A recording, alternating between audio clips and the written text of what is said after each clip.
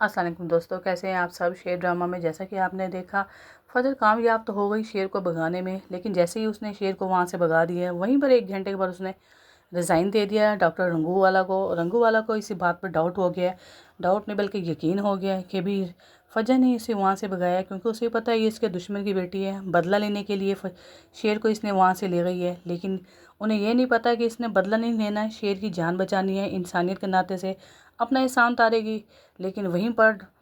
بدر زمان بھی اس بات پہ یقین رکھتا ہے کہ بھی یہ سارے کام فجر کے ہی ہے، لیکن اب تہمینہ تک یہ بات پہنچ گئی ہے، شیر کی مما تک، کہ بھی فجر وہاں سے لے کر بھاگ گئی ہے۔ اسے تو اس بات کا پتہ ہے کہ فجر میرے بیٹے کا علاج کر رہی ہے، لیکن اب اس بات سے پریشان ہے کہ بدر زمان اور ڈاکٹر رنگو والا کا سیدھا ڈائریکٹ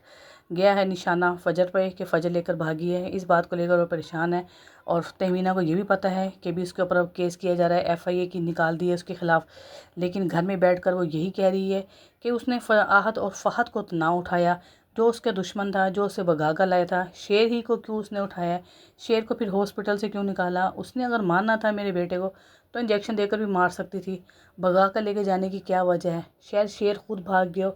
تہمینہ اس بات کی کوشش کر رہی ہے سب کے ذہن بنانے کی کہ یہ کام فجر کے نہیں ہیں، فجر کے کام ہوتے تو ہاسپٹل میں انجیکشن دے کر اپنی دشمنی کا بدلہ لیتی، یہ کام بھگانے کے تو وہ فہد اور احد سے کرتی جس نے اس کے ساتھ برا کیا تھا۔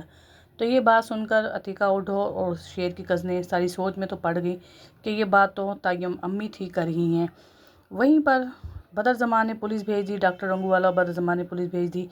فجر کے گھر میں کہ بھی فجر نے یہ سب کچھ کیا ہے اور اس لیے ہم اس کو لینے کے لیے آئے ہیں، مگر اس کے پاپا نے، شجاعت نے پیسے دے کر اس کا منہ بند کروا دیا پولیس کا، اور کہہ دیا کہ صبح میں اس کی بیل کروا دوں گا، پہلے ہی ہاتھ میں کورٹ سے، یہ کہہ کر پولیس چلی جاتی ہے۔ دیکھیں آنے والے ایپیسوڈ میں کیا دکھاتے ہیں، اجازت دیں، اپنی رائے کا اظہار کریں۔ اوکے، تھینک یو، اللہ حافظ۔